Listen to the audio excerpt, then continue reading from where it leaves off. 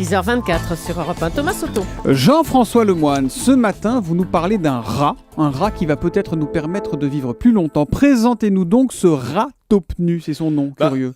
Thomas, on peut pas dire qu'il est beau, on va même dire qu'il est plutôt moche, mais peu importe quand on sait que ce rongeur de 8 cm pour 35 grammes en moyenne vit parfaitement bien jusqu'à 30 ans. Vous parlez d'un événement, jusqu'à 30 ans, rien d'extraordinaire. Je crois que nous, humains, on vit un tout petit peu plus longtemps. Ouais, docteur. pour un humain, certainement 30 ans, mais sauf que rapporté à la vie moyenne des rats, 30 ans, c'est l'équivalent de près de 400 ans pour nous, et c'est là que la performance devient remarquable. Ah bah ouais, du coup, j'avoue, ça m'intéresse. Comment il fait alors notre ratatouille pour devenir quasi éternel à son échelle ? Eh bien, le secret de cette jouvence très particulière est fondamental parce qu'en plus, ce rat vit très très vieux, mais aussi sans maladie. Mais quand on vit très très vieux et qu'on n'a pas de maladie, on meurt de quoi alors ? Il décline très tard, mais très doucement. C'est ce qu'on appelle mourir de vieillesse. Ah bah écoutez, si je comprends bien, on peut estimer qu'il vit très vieux parce qu'il n'est jamais ou presque malade, c'est ça ?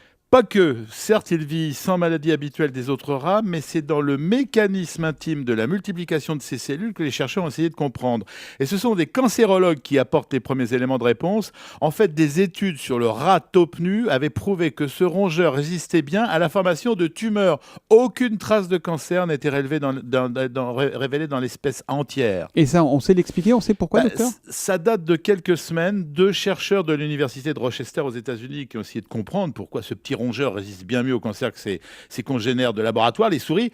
Ils ont pensé avoir percé le secret. Vous savez qu'une des explications de la survenue des cancers est que nos cellules vieillissantes se mettent à devenir folles et à sécréter des produits détériorés. Eh bien, les protéines de ce rat ont 40% de risque en moins de contenir des erreurs génétiques et de fabriquer des cellules malades. C'est probablement là le secret de sa longévité. Alors ça veut dire, si j'ai bien compris, que ces rats sécrètent en quelque sorte leurs propres médicaments anticancéreux, leur propre traitement, c'est ça ? Oui, en juin dernier, les mêmes chercheurs ont publié une étude dans la revue britannique Nature. Ils démontraient qu'un acide présent dans le rat taupe nu empêchait les cellules cancéreuses de s'agglutiner et donc de former des tumeurs. Qu'est-ce que c'est que ce nom, le rat taupe nu ? Bon bref, le docteur Pourquoi nu ? Lemoine... Il n'a pas de poils ? Oui, il n'est pas terrible, il n'a pas de poils. Oui. Bon, vous en concluez quoi de tout ça, docteur ? D'abord que ceux qui pensent que les rats vont remplacer l'homme à la surface de la planète ont peut-être pas tout à fait tort.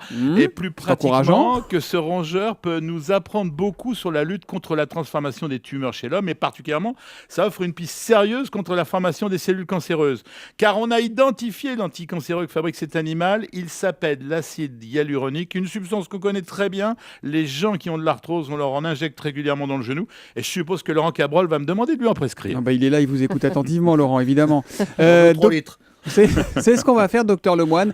On va mettre une photo de rat taupe nu sur europe1.fr parce que je suis sûr que nos auditeurs ont envie de savoir à quoi ça ressemble, cette bestiole-là. Oui, même en les mangeant, ça ne servira à rien. Merci beaucoup. Question santé d'Europe 1, on vous retrouve demain matin à 6h25 si vous avez survécu à votre repas de rat. Merci Jean-François.